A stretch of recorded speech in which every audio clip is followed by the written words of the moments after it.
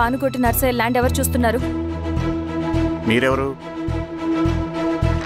ఇదిగోండి అప్లికేషన్. ఇది dispute land, ఎవడేం చేయలేడు.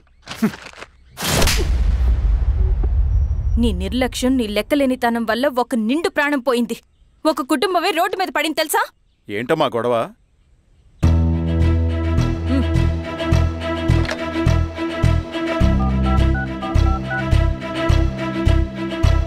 Hello sir.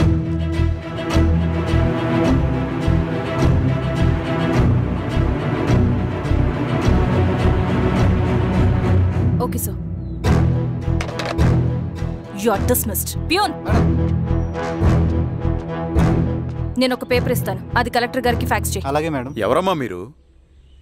ఈ ఊరికి కొత్తగా వచ్చిన ఎంఆర్ఓ.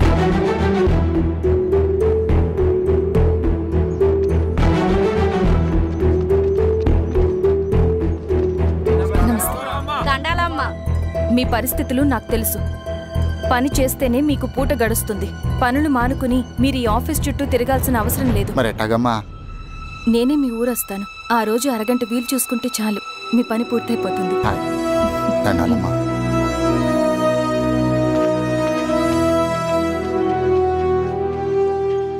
ఎన్నిసార్లు తుడుచుకున్నా పోతాయి, కానీ వీళ్ళ నిర్లక్ష్యంతో పేదవాళ్ల ప్రాణాలే పోతున్నాయి. అన్నయ్య, మన ఊరి సమస్య పేదరికం కాదు, నక్సలిజం. నాలాంటి ప్రభుత్వ ఉద్యోగులు వాళ్ళ డ్యూటీలు సక్రమంగా చేయకపోవడం వల్ల విసిగిపోయిన జనం అడవిలో వాళ్ల హెల్ప్ తీసుకుంటున్నారు. ఒక వ్యవస్థ ఇక్కడ సరిగ్గా పనిచేయనందుకే మరో వ్యవస్థ అక్కడ పుట్టింది. అందుకే నా పన్నం చేయనివ్వండి. స్నానం చేసి రండి, భోజనం చేద్దాం.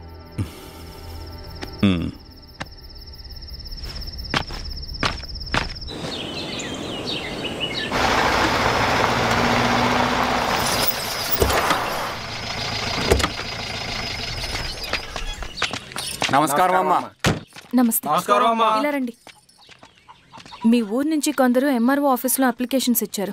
తను వాళ్ళ పేర్లు చెప్తారు, వాళ్ళని పిలవండి. అలాగే మేడం. వెళ్ళండి. Madam, coffee. నువ్వెప్పుడు వచ్చావు రవి? మీరు గంటకోసారి కాఫీ కావాలంటారు కదా, మాటి మాటికి వెళ్ళి రావడం ఎందుకని వచ్చేసా.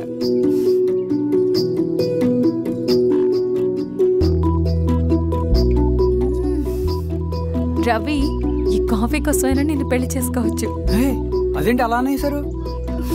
That's a compliment. భలే వారండి బాబు.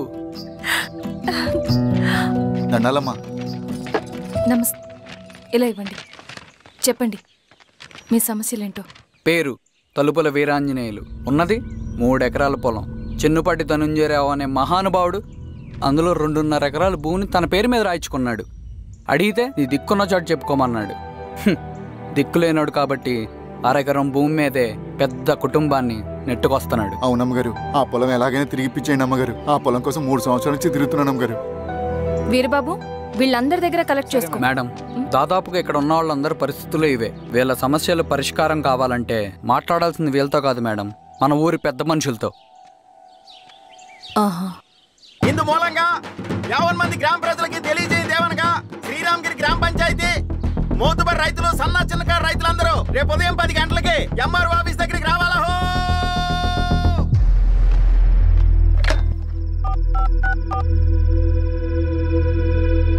హలో, ఎవరు? నమస్తే బాబాయ్, నేను ఈశ్వర్ రెడ్డి. ఈశ్వరా, ఎలా ఉన్నావు? బాగున్నా. చెప్పు బాబాయ్, శిరీష్ ఎంఆర్ ఆఫీస్లో భూ సమస్యల గురించి రేపు మీటింగ్ ఏర్పాటు చేసింది. ఈ విషయం మన వాళ్ళంతా ఎలా తీసుకుంటారో అర్థం కావట్లేదు. అందుకనే మీకు ఫోన్ చేశాను. శిరీష్ చెప్పింది చేయండి, అదే మనకి కలిసి వస్తుంది. సరే బాబాయ్, ఉంటాను.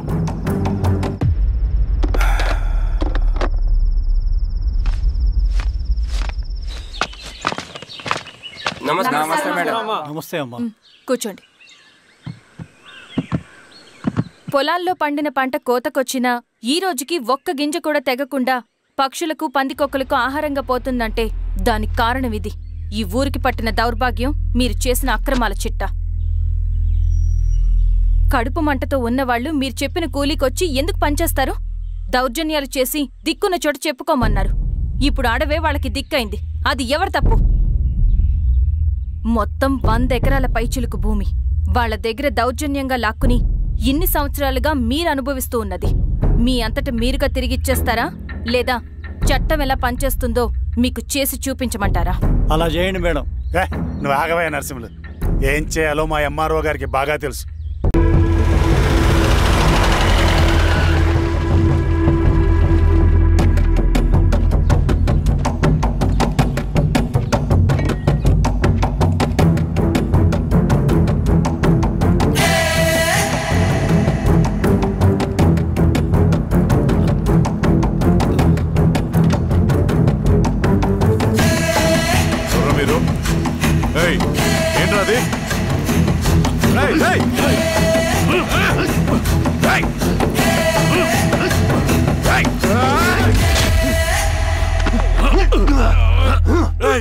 ఎవరు మీరు? ఏం కావాలి?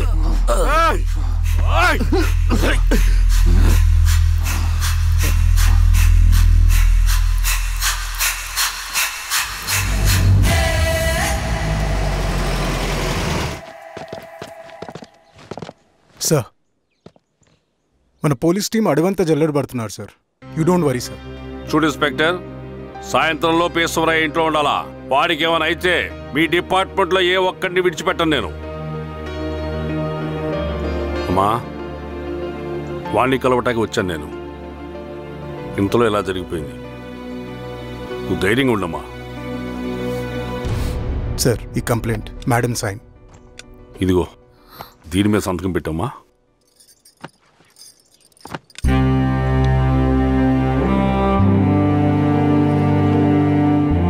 వెళ్ళండి, ముందెళ్ళి అప్పని చూడండి. సార్,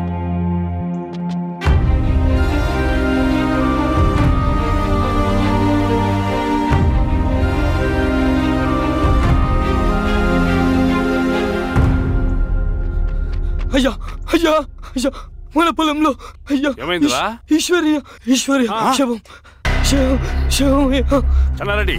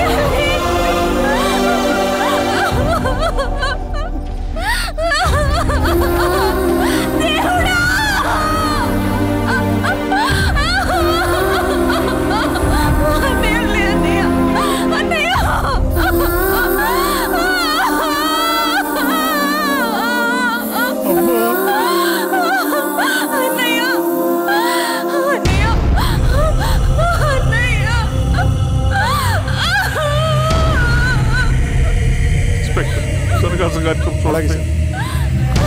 మీరే సార్, మీరు క్లియర్ చేయి. మీరందరూ జరగండి మా పక్కకి.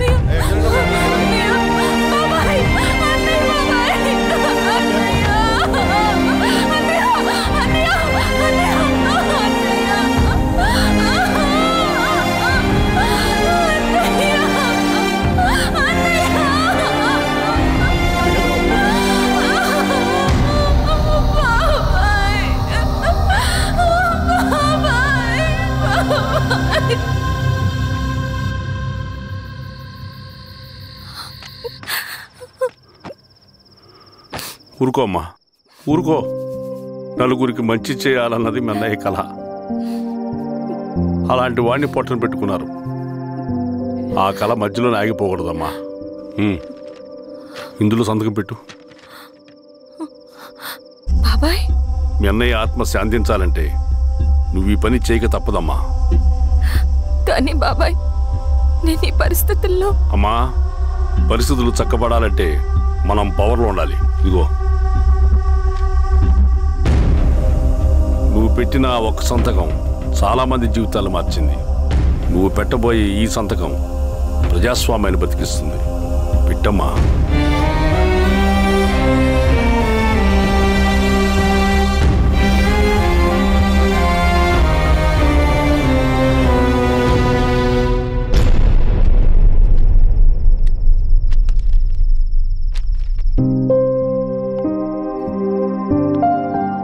వెళ్ళొస్తాను.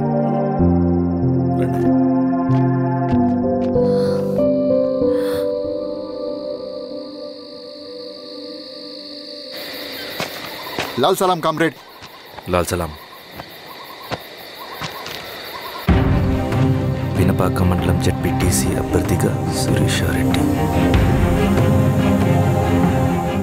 రవిని పిలిపించు. లాల్ సలాం కామ్రేడ్.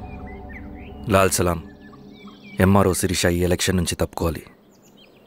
ఏం చేయమంటావు అన్నా? శిరీషాని ప్రజాకోర్టులో హాజరుపరచాలి. అది నువ్వే చేయాలి. అన్నా, ఎక్కడికి పోతున్నాం మనం? సమసమాజ స్థాపన వైపుకు. బలహీనుని బానిసగా మార్చి దోచుకోవాలనుకునే బలవంతుడు గుండెలు చీల్చే వైపుకు. అభయం ఇచ్చే ఎర్ర జెండా నీడ వైపుకు. రవి, అందుకే ఎలక్షన్ జరగకూడదు. గెలిస్తే మనమే గెలవాలి. డబ్బు, కులం, రాజకీయ కండబలం, సానుభూతి ఓట్లు కానీ గెలవకూడదు. ఈశ్వర్రెడ్డి హత్య జరిగింది కాబట్టి ఈసారి శిరీషకి హై సెక్యూరిటీ ఉంటుంది. జాగ్రత్తగా డీల్ చేయి.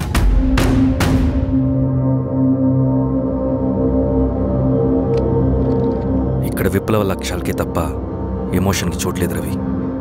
హత్యకి గురైన నరసింహులకు 2 పసిబిడ్డలున్నారు. అలాంటి ఎందరో పసిబిడ్డల భవిష్యత్తు కోసం మనం ఇచ్చేసినాం రవి. రవి, సెకండ్ వరల్డ్ వార్లో జర్మన్ సైన్యం స్టాలిన్ కొడుకుని బంధించింది. తమ జనరల్స్ని వదిలిపెడితే గానీ నీ కొడుకును వదిలిపెట్టమని బేరం పెట్టింది. స్టాలిన్ ఏం చేశాడో తెలుసా?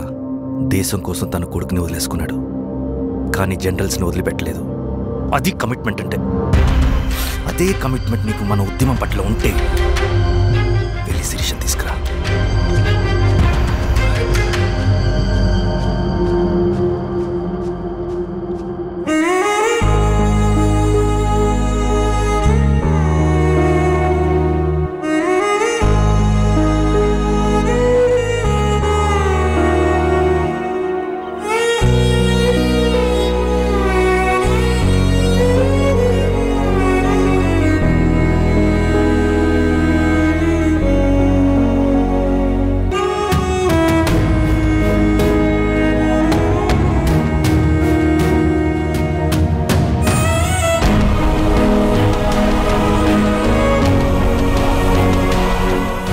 కమిట్మెంట్ నీకు మన ఉద్యమం పట్ల ఉంటే వెళ్ళి శిరీష తీసుకురా.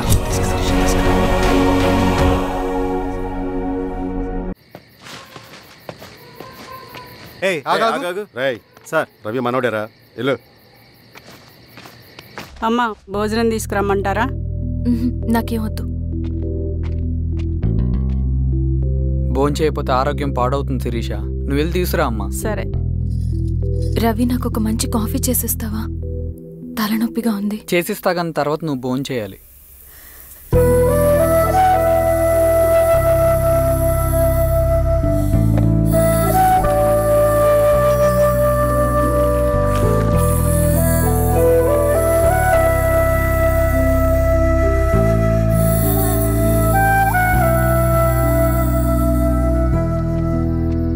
మీరేంటిలా? మంచినీళ్ళ కోసం వస్తున్నాను. ఓ, లోపల ఉన్నాయి, పదండి.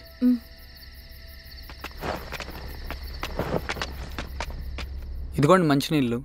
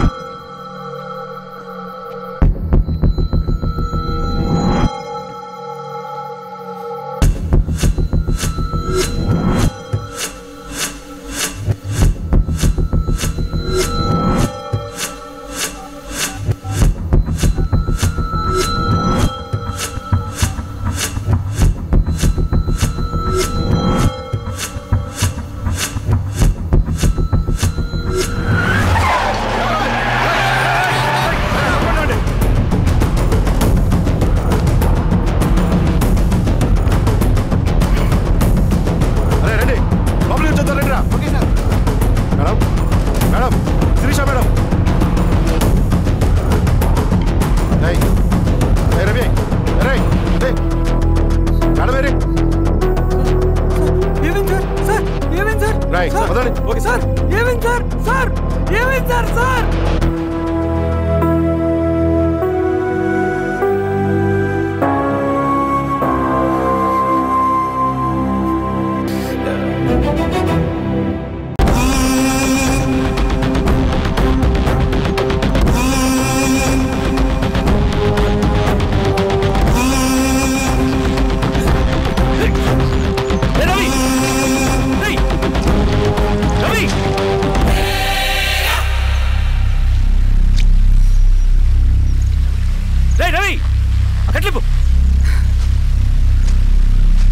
రవి ఏమైందిరా? వచ్చి కట్లిప్పు. ఏమైందిరా నీకు? కట్లిప్పు. రే ఆ పోలీసుకి లొంగిపోవటం, ప్రెస్ మీట్లు మాట్లాడటం అంతా నిజం అనుకుంటున్నావా? రే అవంతా ఒక స్ట్రాటజీరా. యుద్ధంలో శత్రుబలు పెరిగినప్పుడు మనం మొండిగా ఎదురెళ్ళకూడదు, లొంగిపోయినట్టు నటించాలి. అది నిజంగా లొంగిపోవటం కాదురా, శత్రువుని ఏమార్చడం. నేను అదేరా చేశాను. అది నిజం అనుకోకు. ముందు కట్లిప్పు రవి. విప్లవంలో నష్టం అన్ని వైపు నుంచి వస్తుంది.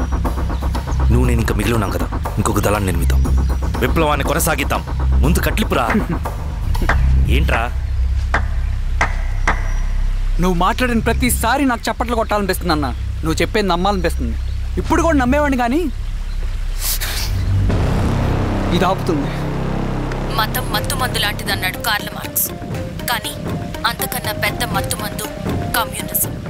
ఆ కమ్యూనిజం మత్తులో నుండి నిన్ను బయటకు తీసుకురావడానికి బలమైన సాక్ష్యం కావాలని నాకు అర్థమైంది.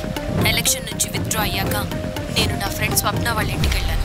రే అర్జెంట్గా 25 లక్షలు కావాలరా. Thank you.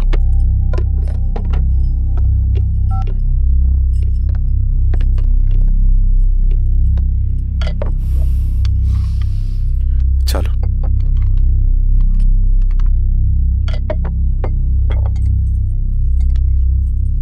చాలు. చలో అని చెప్పాను కదా, అర్థం కాదే?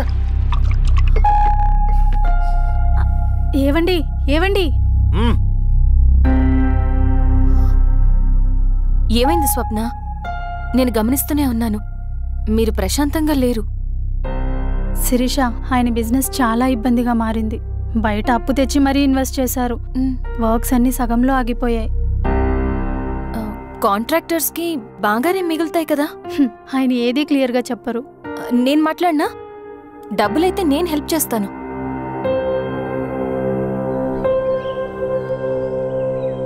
అన్నయ్య చెప్పమ్మా.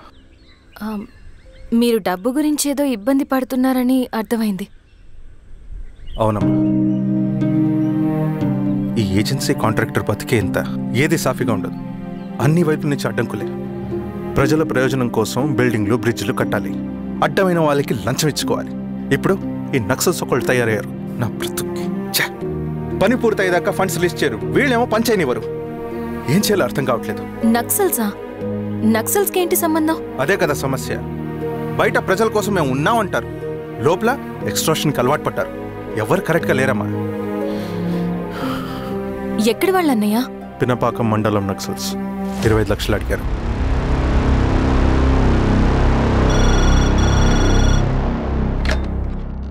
హలో ధర్మ, ఆ సింగన్న దళం గురించి నీకు ముఖ్యమైన విషయం చెప్పాలి.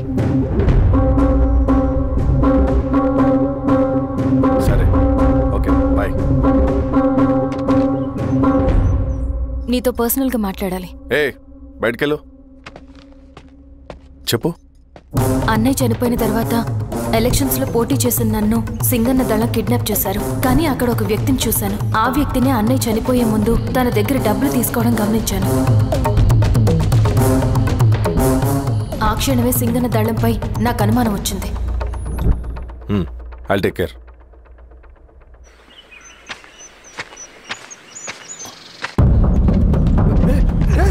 భయపడదు, మీ చంద్రుడు మనుషులు. నన్నేం చేయకండి. కూర్చోబెట్టండి. మీకు కావాల్సింది దీంట్లో ఉంది.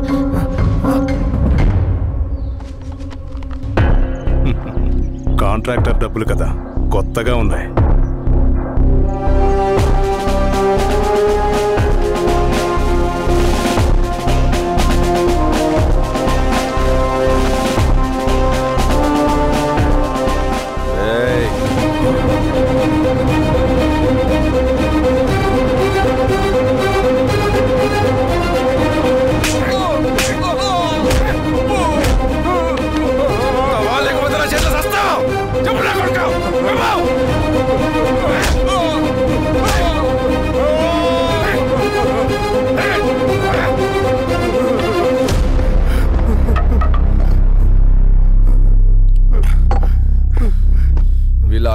మన ప్రేమ అభిమానం ముందు మన పోలీస్ లాఠీలు ఓడిపోయాయి. చంద్రన్ ఎన్కౌంటర్ ఎలాగూ పోతాడు. కానీ విచిత్రం ఏంటంటే వాడి భార్య నర్సమ్మ, కూతురు మమత, కొడుకు నరేష్ మరో ఎన్కౌంటర్లో పోవడం చాలా బ్యాడ్ న్యూస్. చెప్పు శిరీష, ఏం చేయమంటావు? నువ్వు ఒక డెసిషన్ తీసుకున్న తర్వాత ఎవరి మాట వినవు కదా. హే దాస్ సార్, రేపు మార్నింగ్ న్యూస్ పేపర్ వద్దని చెప్పు. సరే సార్. తెలిసిన విషయం మళ్ళీ మళ్ళీ చదవాలంటే చాలా బోరింగ్. నేను చెప్తాను సార్, జరిగింది మొత్తం నేను చెప్తాను సార్. సింగన్న దగ్గర నేను 20 సంవత్సరాల నుంచి పనిచేస్తున్నారు సార్. పేదవాళ్ళ కోసం అన్న చేస్తున్న ఉద్యమంలో మేమందరం చాలా కష్టపడి పనిచేసేవాళ్ళం. కానీ ఒకరోజు నేను చెప్పినంత చెప్పి ఈశ్వర్ రెడ్డి దగ్గర 10 లక్షలు తీసుకురండి. దేనికన్నా ఇదంతా? దేనికేంటి? మొన్న ఆ కాంట్రాక్టర్ దగ్గర నుంచి, నిన్న బిల్డర్ దగ్గర నుంచి, ఈరోజు ఈశ్వర్ రెడ్డి దగ్గర నుంచి. అధికారం కోసం. డబ్బు ఉంటే అధికారం వస్తుంది, అధికారం ఉంటే డబ్బు వస్తుంది. నాకు రెండూ కావాలి. హిట్లర్ పెయింటర్ అవుదామని అకాడమీలో జాయిన్ అవ్వాలనుకున్నాడు. కానీ పనికిరాడని చెప్పి రిజెక్ట్ చేశారు. హిట్లర్ ఏం చేశాడు? నాజీ పార్టీ పెట్టి జూస్కి అగేన్స్ట్గా అందరినీ కూడగట్టి ప్రపంచాన్ని ఉనికిచ్చాడు. మొహమ్మద్ అలీ జిన్నా నేషనల్ కాంగ్రెస్ పార్టీలో ఎదగాలనుకున్నాడు. ఎప్పుడూ పట్టించుకోలేదు. ముస్లిం లీగ్ పార్టీ పెట్టి ఇండియాని రెండుగా చీల్చేశాడు. పాకిస్తాన్కి ప్రధానమంత్రి అయ్యాడు. ప్రపంచంలో ఎక్కడైనా సరే 2 కులాలు, 2 మతాలు, 2 ప్రాంతాల మధ్య చిచ్చు పెడితే చాలు, అధికారం వెతుకుంటూ మన కాళ్ళ దగ్గరకు వస్తుంది. జమ్మూ అండ్ కాశ్మీర్ నుంచి మహారాష్ట్ర, గుజరాత్ ఎక్కడైనా సరే, ఎవరైనా సరే ఇదే గేమ్. నేను అంతే. ఒక మామూలు కార్యకర్తగా దళంలో చేరాను నేను. కానీ ఈరోజు న్యూస్ పేపర్లైనా సరే, జనాల్లో అయినా సరే, ఎక్కడైనా సరే ఒకే పేరు, Singanna, Singanna, Singanna. And I love that. Naxals కొంటే ఈ అడవినే శాసిస్తాం. రాజకీయాల్లోకి వస్తే రాష్ట్రాన్ని శాసిస్తాం. చంద్ర, మన చదువులకి, మన తెలివితేటలకి ఈ అడవిలోనే మగ్గిపోవాలా? నువ్వే ఆలోచించుకో. ఆ మాటలు విన్న నేను ఆలోచనలో పడ్డాను. తన స్వార్థం కోసం ఉద్యమమును పెడదారి పట్టిస్తున్నాడని అప్పుడే అర్థమైంది. కానీ నాకు వేరే దారి లేదు. సింగన్న ఆదేశం ప్రకారం మేము వెంటనే వెళ్ళి ఈశ్వర్ రెడ్డిని కలిసాం. సింగన్న పార్టీ ఫండ్ కోసం 10 లక్షలు ఇమ్మన్నారు. ఆ డబ్బులు ఇస్తే రైతు కూలీ సమస్య ఉండదని చెప్పమన్నారు. అంత డబ్బా నేనెందుకు ఇవ్వాలి? నువ్వు గెలుస్తావనే భ్రమలో ఉన్నావు. ప్రజలంతా అమాయకులు కాదు రెడ్డి. ఈ ఊళ్ళో ఏం జరుగుతుందో నువ్వు మాకు చెప్పక్కర్లేదు. మీకు పార్టీ ఫండ్ ఇస్తే మాత్రం నేను గెలుస్తానని గ్యారంటీ ఏంటి? తప్పకుండా గెలుస్తావు. ఆలోచించుకో. తెలివైన వాడివి.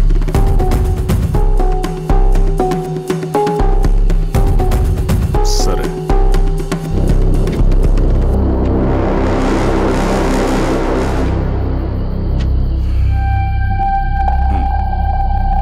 కానీ నాదో కండిషన్. నేను సింగన్ని పర్సనల్గా కలవాలి. చూస్తా. కానీ ఒక విషయం, ఈ మ్యాటర్ బయటికి రాకూడదు. జాగ్రత్త. సింగన్న స్ట్రాటజీ ప్రకారం మాకు ఈశ్వర్ రెడ్డి దగ్గర నుంచి డబ్బులు వచ్చాయి. అప్పుడు నరసింహుల్ని పిలిపించి, నువ్వు ఎలక్షన్ నుంచి విత్డ్రా అవ్వాలి నరసింహులు. విత్డ్రానా? 30 సంవత్సరాల తర్వాత వచ్చిన అవకాశం అన్నా ఇది. గెలిచే ఎన్నికల్లోంచి తప్పుకోమంటారేంటి? అందరినీ నమ్మించి ఆ తర్వాత ఈశ్వర్ రెడ్డిని కూడా. ఏంటి ఈశ్వర్ రెడ్డి గారు, కలుద్దామనుకున్నాం కానీ ఇలా కలుస్తామనుకోలేదు. ఏంటంత కోపం? ప్రజానాయకుడు నరసింహులు చంపినందుకు నీకు మరణదండనే. ఇంతకి నన్ను ఎందుకు కలుద్దామనుకున్నావు? నర్సింహ చావుకి నాకు ఏ సంబంధం లేదు. నిన్ను కలిసి ఊరు సమస్యలు, ప్రజా సమస్యలు పరిష్కరించు. అడవికి సింహం రాజు. అడవైనా ఊరైనా ఈ సింగన్నే రాజు.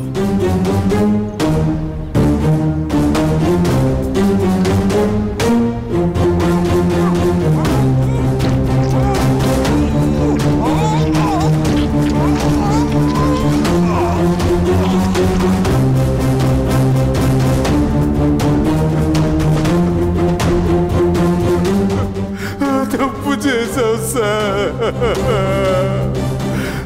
మొత్తం సింగన్నే చేశాడు. ఇంకా చెప్పాల్సింది ఏదైనా ఉందా? శిరీష ఆ రోజే చెప్పిందన్నా, ఇన్నాళ్ళ పోరాటంలో ఏం జరిగిందన్నా? ఏమీ లేదు. శిరీష వల్ల వాళ్ళ ఊర్లో రైతులకు భూములు వచ్చాయన్నా. నీ వల్ల చాగి అన్యాయంగా గొంతు కోసుకున్నాడన్నా. నరసింహులు, ఈశ్వర్రెడ్డి, ఇంకెందరో అమాయకులు నీ అధికార దాహం వల్ల బలైపోయారు.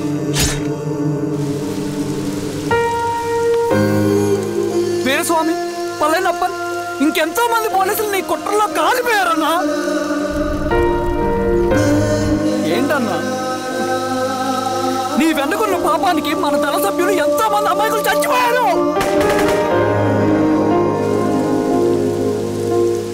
ఆ జనాలు అమాయకులన్నా. నువ్వు మాటలు చెప్పి రెచ్చగొడితే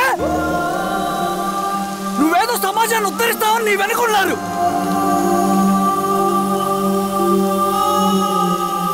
వాళ్ళకి కావాల్సింది కరప్షన్ లేని సమాజం. అది ఊరైనా అడివైనా.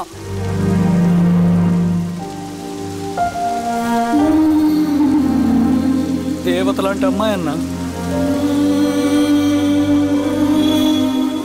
బతికినంతకాలం అందరి జీవితాన్ని బాగు చేసిందన్నా.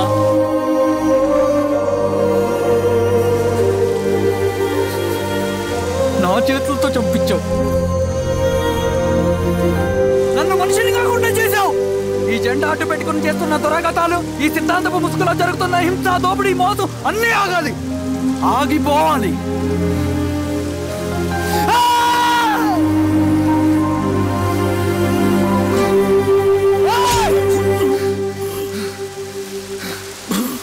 నువ్వు చెప్పిన సమాజం స్థాపితం కావాలంటే నువ్వు సమాధి కావాలి.